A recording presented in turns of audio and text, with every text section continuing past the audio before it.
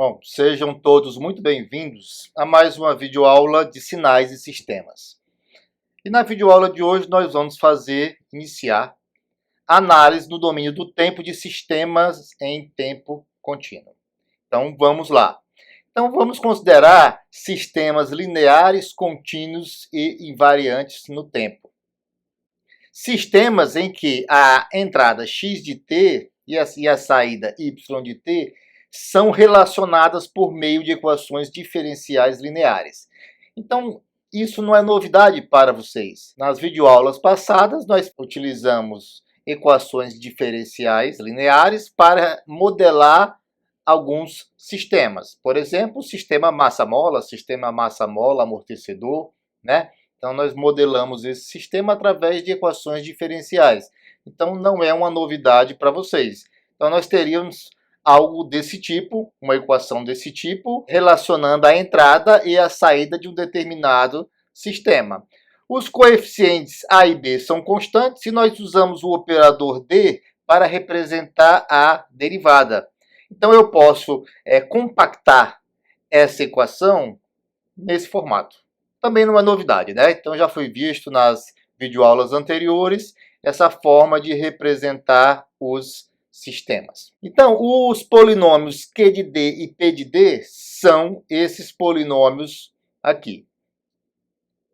Então, o que é importante a gente agora introduzir é o seguinte. Então, considerações práticas fazem com que m maior do que n seja indesejável, tá ok? Porque o sistema funciona como diferenciador se isso acontecer. Então, isso implica em instabilidade para o sistema. O ruído é aumentado devido à característica do sistema funcionar como diferenciador, e isso deteriora a resposta do sistema. Portanto, sistemas práticos geralmente utilizam m menor ou igual a n. Então, a resposta total de um determinado sistema é igual ao somatório da resposta de entrada nula e a resposta de estado nulo. Então, nós vamos, antes de estudar a resposta total de um determinado sistema, vamos estudar primeiro a resposta de entrada nula e depois a resposta de estado nulo. Então, resposta de entrada nula. Então, nesse caso, a resposta do sistema ela ocorre devido às condições internas do sistema, porque x de t é igual a zero.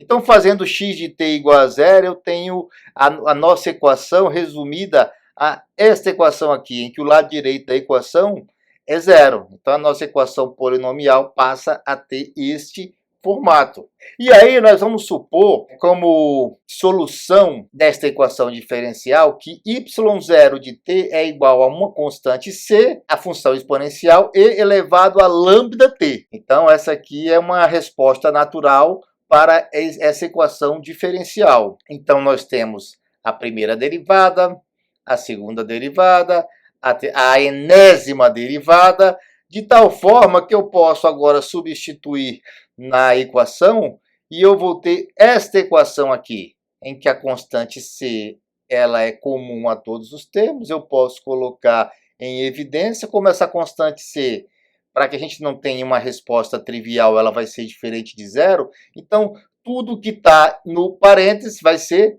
zero.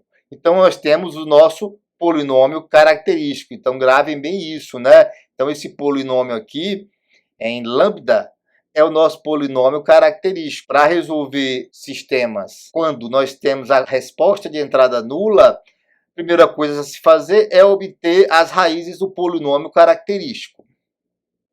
Portanto, esse polinômio ele tem n soluções, lambda 1, lambda 2, até lambda n, né? Assumindo que todos os lambdas são distintos.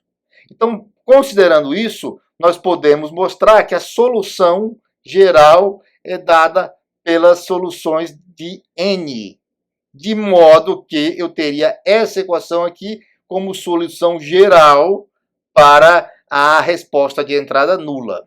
O exercício é o seguinte: determine y0 de t, a componente de entrada nula da resposta de um determinado sistema linear, contínuo e invariante no tempo, descrito pela seguinte equação diferencial. Então, aqui nós temos a equação diferencial, que descreve o sistema, e nós temos condições iniciais que vão nos permitir resolver e obter a resposta de entrada nula para esse sistema. Nesse caso aqui, nós vamos ter um polinômio característico de segunda ordem, o que vai implicar em duas constantes a resolver. Então, resolvendo o polinômio característico, nós temos que as raízes do polinômio característico são λ1 igual a menos 1 e λ2 igual a menos 2. E agora eu vou usar as duas condições iniciais para determinar duas equações, ok? E com essas duas equações eu vou determinar quem é C1 e quem é C2. Uma vez determinado quem são as constantes C1 e C2, eu tenho a minha resposta de entrada nula para esse sistema, descrito por essa equação diferencial. Então agradeço a todos por terem assistido essa videoaula e até a próxima.